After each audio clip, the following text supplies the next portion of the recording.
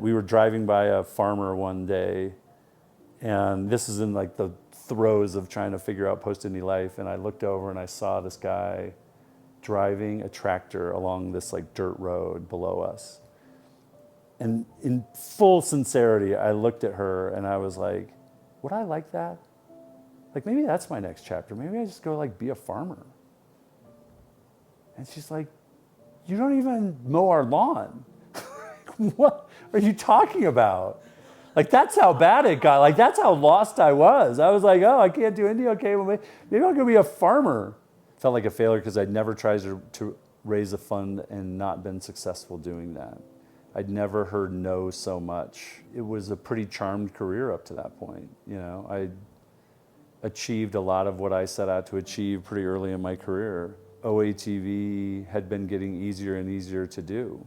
You know, on a bunch of different dimensions, it would have been much, much easier to just keep doing what was already working. And so to kind of advocate so publicly, to put so much of my career on the line for something I believe so deeply in, and then to so publicly fail was really, really hard. And, you know, I think the depths of it were exacerbated because it wasn't just like I failed, it was like I failed everybody. I failed the portfolio companies who had come along for the ride, who really believed in what we were talking about with indie. I felt like there was this kind of movement behind indie of like alternative financing structures, and more people were starting to think about different ways to fund and scale companies. We were talking about you know, ambition as this kind of spectrum, not this totally binary decision of, you know, go big or go home or don't go at all. And that, in a lot of respects, like that, a lot of that died when indie died. You know, a lot of the momentum that was starting to build fizzled. And I always felt like I let everybody down.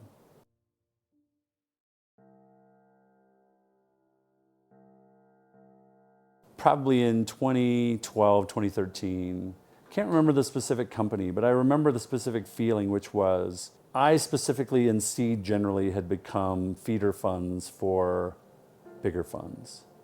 Like, our business didn't work if we didn't get the next stage of funders to mark up our companies. Whether I realize it or not, I'm having to filter what I get excited about based on whether I'm going to be able to sell that to the next round of funding in, call it 12 to 18 months. And I just remember feeling so frustrated by that, because that's not what seed was supposed to be. Seed was supposed to be different. Seed was supposed to create optionality for entrepreneurs. You could raise money or you could build a scaled company. You could sell early. Like, the whole idea of seed in the early days was cost drop, surface area for opportunity expands, definitions of success are on a spectrum and not binary. And here we were in a world where, like, as a seed stage fund that's managing tens of millions of dollars, you know, per fund, I'm now having to look at every company as to whether it can be $1 billion or $10 billion thing. I'm now looking at every opportunity as, does it need to get to, you know, can I get it to the next round of funding in the next 12 to 18 months? I didn't love that amount of dependency, and I didn't like having to be so influenced by what the next round of funding was going to be excited about. And again, no specifics on that. I just remember sitting with that thought of, oh, this is now, you know, we're now a feeder fund. Like, that is our business now. We kind of like gussy up, you know, rough around the edges entrepreneur. We teach them how to kind of pitch VCs, and then we get our nice little 3 to 10x markup in, and so our IRR looks great and LPs are excited, but, you know, it means there's a certain kind of idea that gets to exist. And at the same time, you know, I'm looking around, I'm saying, well, I met the GitHub founders early, I met the Atlassian founders early, I'd met a bunch of these kind of bootstrap founders who had reached venture scale with little to no venture capital, And they got to do it on their own terms. They weren't asking anybody for permission. I was starting to see like another wave of those founders. So then you start to see the waves of Zapier. You start to see, these kind of cracks in the story around people who were raising relatively small amounts of money. They weren't like puritanical about raising or not raising. They were very pragmatic about it. They were now starting to see that kind of scale. And I just thought that we'd see more of those. And that if there were people talking about and validating that approach, that more and more people might test the waters. So that was kind of the seeds of the idea. I had conversations about those ideas for a few years, and then in 2013 I was asked to speak at a conference, and it was an open kind of invite, speak about whatever you want to talk about. And I gave a talk called Towards a Declaration of Independence, ENTS. And the idea was to kind of connect the dots between a bunch of kind of random things that I had seen happening in culture that I felt like were pointing towards this idea of independence. So it's laughable when I look back, the examples I used were like Macklemore, who at the time was like the biggest artist in the world, and yet he wasn't signed to a label. He was a completely independent artist. In that talk, I talked about Bitcoin, which was still relatively early on, but the promise of Bitcoin was very much like this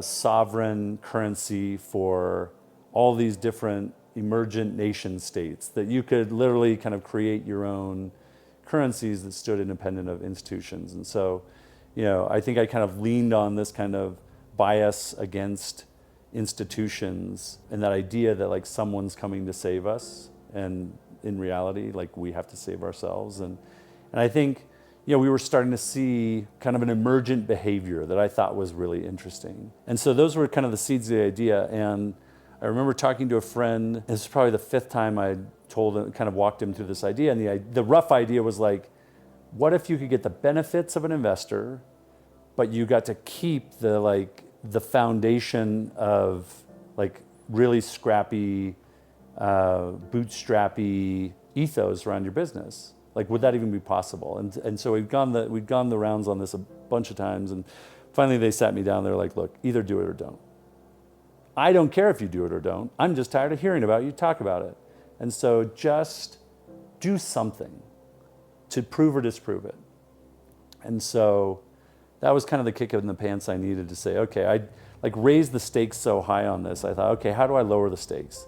I lower the stakes by calling it an experiment, setting it up as something separate and distinct from OATV, taking small amounts of money. So we took $1 million from one of our funds, and we said, on January 1st, 2015, I published a kind of a cryptic note on the internet at indie.vc, no mention of OATV, just this idea. The line that I always loved was like, company culture is like concrete. They set early and fast. And the point I was trying to make with that was like, when you build your culture early around this idea of spending money versus making money, that creates a very different kind of culture and a very different kind of relationship you have with your employees and your customers. And so the idea was 100K into 8 companies, and we'll do it as a cohort, and that was it. That was the idea. You apply. If we get enough applications, we're excited about it. If we can find 8 companies, we'll do it. And if we don't find 8 companies, we won't do it. I sent it out to like 10 friends, basically just saying like, hey, if you know anybody who'd be a fit for this, like pass it on. Literally New Year's Day. By noon that day, it was at the top of Hacker News, and it stayed at the top of Hacker News for like 3 days. I think the reason it did is it had this like immediate resonance to people where they knew something was broken in how we thought about building companies. And we knew that it was leaving a lot of ideas and people behind.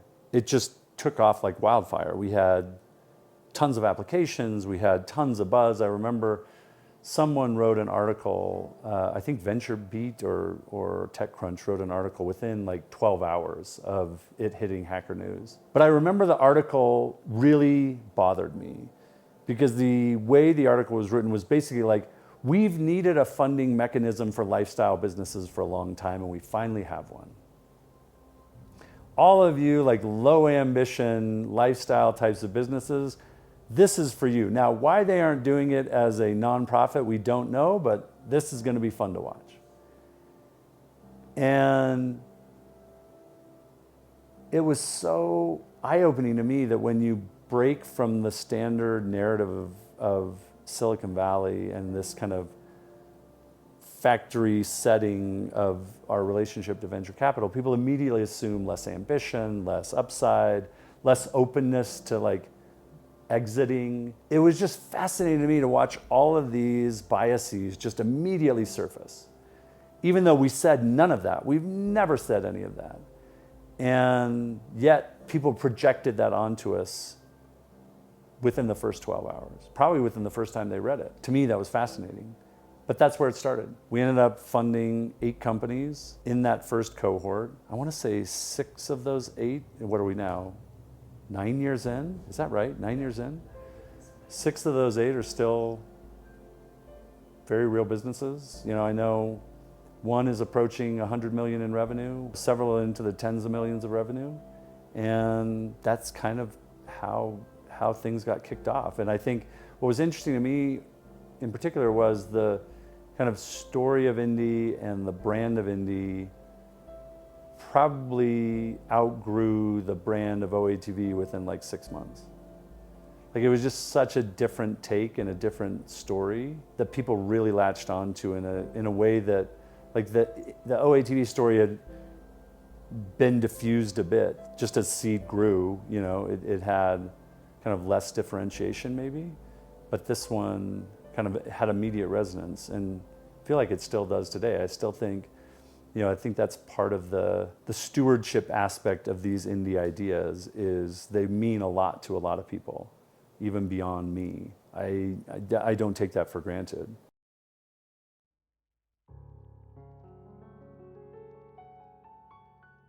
There are some people who are totally comfortable kind of faking it, continuing to promote, committing to things they will then kind of figure out how to fulfill on the back end. Like that's never been my MO. The brand was as strong as it had ever been. The deal flow was as strong as it had ever been. The velocity of things that were coming in and opportunities we were seeing was increasing. And yet the capital we had to allocate towards those opportunities wasn't growing. And that was going to put me in a really difficult position really quickly if we kind of kept that going. And so, you know, for me, the right move felt like raising the white flag and shutting it down so that all of that momentum died. I just didn't want to, you know, I didn't want to write checks I couldn't cash. And it just felt so disingenuous to keep pushing it like it was a real thing when it wasn't going to be. I knew it wasn't going to be. Like, I had tried for 3 years to get some momentum going behind the scenes with 30 versions of a deck. We took hundreds of meetings. Like, you know, I felt like at that point I had done everything that I could do. And, you know, that could just be, you know, self-soothing for my own ego and failure. And maybe there was a lot more I could have done. But in the moment, that's just kind of all I could muster. And, you know, in winding it down, I tried to be as productive as I could because I felt like there was a real head of steam growing behind the idea of other ways to think about entrepreneurship, other ways to build scaled generational companies. And here I was, probably as the most, I only use the word credible in that like I had run a bunch of funds, I had scaled a firm before, we had had IPOs, we had had every kind of liquidity event, we'd returned multiples on funds. And so, you know, where a lot of the people that were coming behind me were new or first-time managers, I was a relatively established manager, I had a decent kind of personal brand. And so if I couldn't pull it off, like who could? That felt like it was going to take a lot of the steam out of the whatever movement was going. And so if you look at, I had a post about the end of indie, you know, my last line in it is something along the lines of, you know, it's people have tried to call indie a movement, my favorite saying about movements is they aren't a movement until it moves without you. And so, I think as someone who believed in it deeply but didn't feel like I could keep pushing, I said something along the lines of like, I can't wait to see where it moves with you. And, I don't know that it moved very far. And, I think that was in part, not to be like totally self-important, but I think there was some dimension of like, wow, if Indy couldn't make it work, who could? We had a pretty big megaphone. And so to feel like I was letting all those people down was brutal. And I think more than anything, I think there was that feeling of, letting entrepreneurs who had felt validated or heard in that the traditional treadmill-y, VC-focused fundraising model had never sat right with them. And now, what if that really is the only way to do it? Yeah, it wasn't a fun time. But it was a clarifying time. I mean, it was really, for me, it was like one of those deep, like, ego death situations where you're like, okay, I'm fully exposed. Like everyone has seen this now. Everyone saw me fail. I did a call with our portfolio companies. I'm crying on the call with everybody. It felt so raw. There was like real clarity and resolution in that. And so then you sit with that and you think, okay, was it worth it? What did you learn?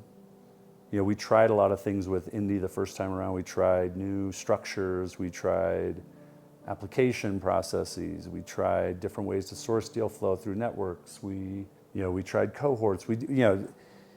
I had always viewed Indy as this kind of living experiment that was trying to validate or invalidate ideas and theses around building or unlocking another cohort of generational companies.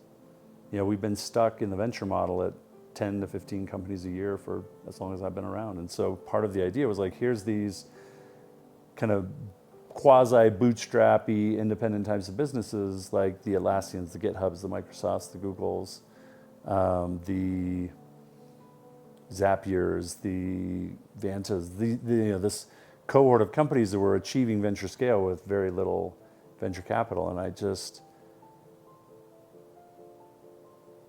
in my bones, believe that there's another 10 to 15 companies out there we could unlock that have that kind of impact or more, if we kind of get them off the treadmill and get them being more true to themselves and their visions and focused on something else. It was a funny part of my career too, because at the same time I was winding down Indy, all the bets that I'd made about seed investing back in 05, 06, 2010, 2012 were all working. And so I had been personally like reaping the benefits of those in ridiculous ways. There was this tension of like, wow, I am personally in a better place financially as well as like validated. Like when we started seed investing in 2005, 2006, no one believed in it. No one thought it could be a thing. It took us 2 years to raise that fund. Most smart money was saying like venture's dead. Venture can only be kind of practiced this certain way. And so to be in a position where the last kind of big, bold market, meta market move that we had made was paying off, and to now be saying, okay, that seed-sized opportunity I told you about 15 years ago that we're all like reaping the benefits of right now in terms of return to RLPs, I'm telling you, that opportunity is changing in ways that will be non-beneficial for funds like we built, and that there's a new kind of seed-sized opportunity, along this other dimension of entrepreneurship, to be seeing the rewards of that coming in and to be telling the next story for, the story for the next 10 to 15 years, where I believe that the returns would be coming from. To have been so right with the first one, and then to be looking directly at the people who had supported us through that and saying, I think we're right again, and then basically saying like, we don't believe you, was really hard.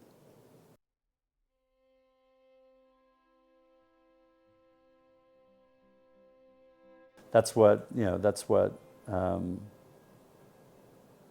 sent me on the walkabout, right? That was like a year and a half of just having such deep conviction about what we were building with Indie and not being able to build it was an insanely frustrating position to be in.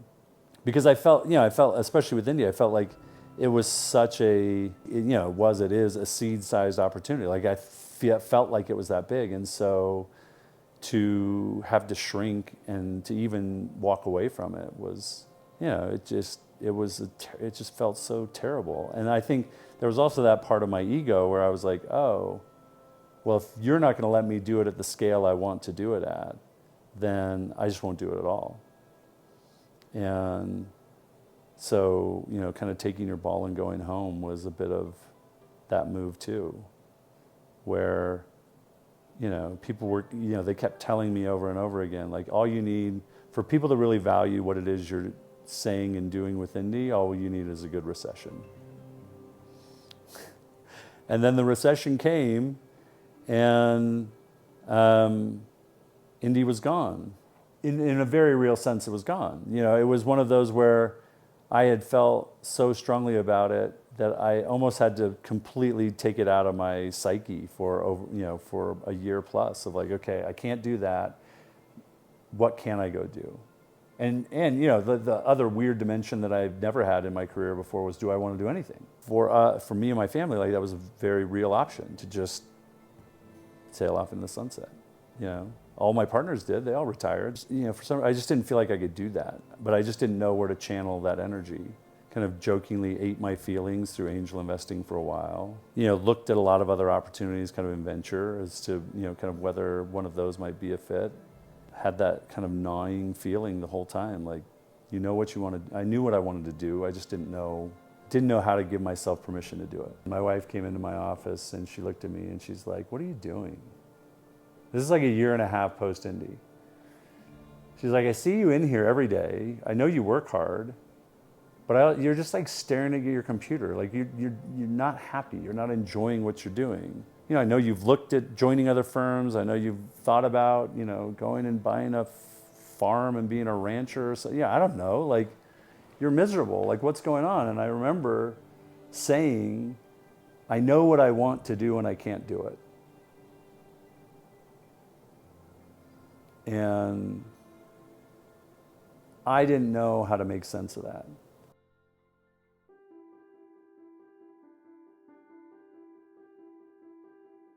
That led to like a really intense kind of knockdown, drag out conversation with her about, so much stuff, from the history with OATV to, the mistakes I'd made with Indie the first time and where I'd lost my way and why it didn't work. And once the dust settled on that conversation, then there was that level of clarity where it was, okay, how much conviction do I feel around this? Do I feel enough conviction around it that if no one else showed up, would I still do it? If it were just our family's money that we were putting into all these companies, were we willing to take that kind of risk? Were we willing to be that all in on it? At that point, it was a pretty easy conversation, because then it was like, yeah, we're in.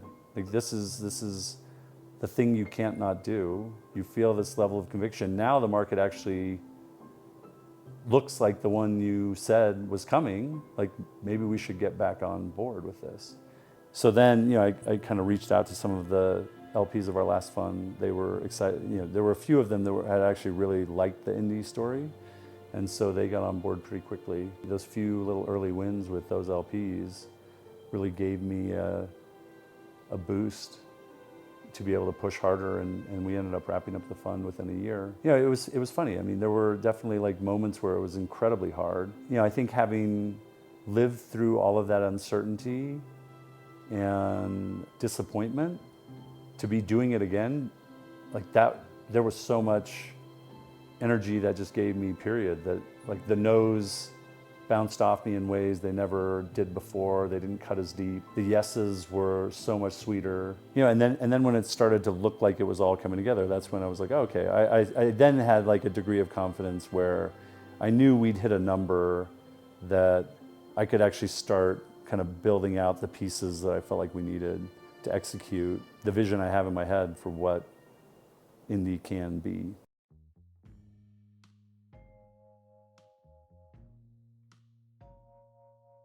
I think the ambition for indie is like quite big. We have a few things going for us that Seed didn't. Seed had a lot more people around the table telling the same story when we did. So when we raised our first fund, there were like 5 of us.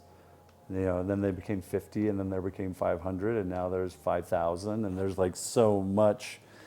And so right now, I feel like we not only have the kind of brand equity, we've got like a real vision for how this market evolves. And so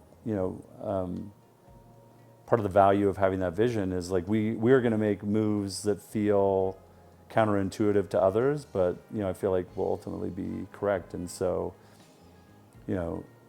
as much as indie is a direct manifestation of me and how I think about building companies and how I like to support founders, the tent is pretty big.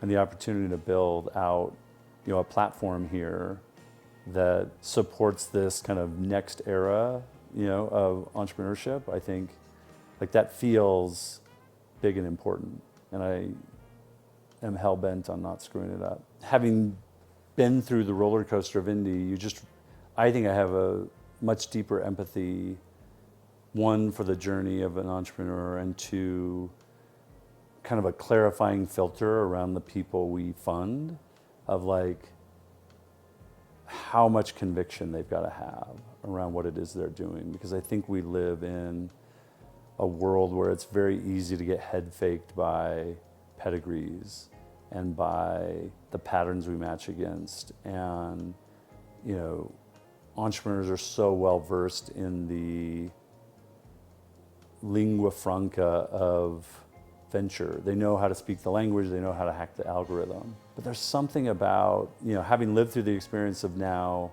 doing something you just feel so wholly committed to and so singular in your purpose around it. I think I've already said, like, the thing you can't not do, right? Like, there's something very real to that in how I now approach the founders we work with, looking for that same thing in them, because it's just that hard. It's so hard to do these things. And Indie V1, I was very enamored with a lot of the ideas around Indie. I was very enamored with the idea of the terms, and I was very enamored with the idea of all these different kind of ideas of how to kind of reshape and rethink funding. And I think where that probably left me was actually realizing like that's all window dressing. What really matters is the individual. It's at the end of the day, this is really about the people.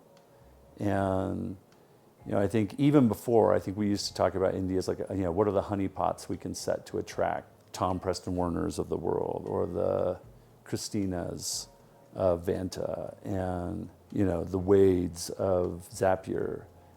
What are the things? What are the visuals? What are the articles? What are the honeypots we can set to attract them? Having lived through the wind down and then the standing back up of Indie, like, it just reminds me that all that other stuff, like, probably a lot of that was just to look interesting and provocative, to look experimental. And so it was more in service of like, my perception versus the end goal of just finding these uniquely independent, can't not do it types of founders and meeting them and trying to be the partner of choice for them, that they can hopefully through the experiences we've had as a firm and had as individuals, that we can hopefully short circuit some of that learning for them and improve their odds of bringing that thing out of them that they can't shake. We're in a day and age now, especially where I just can't help but think that the market isn't going to reward independence. I think we live in such a weird oligopoly right now that being distinctly different and being distinctly human is going to be valued in an entirely new and different way.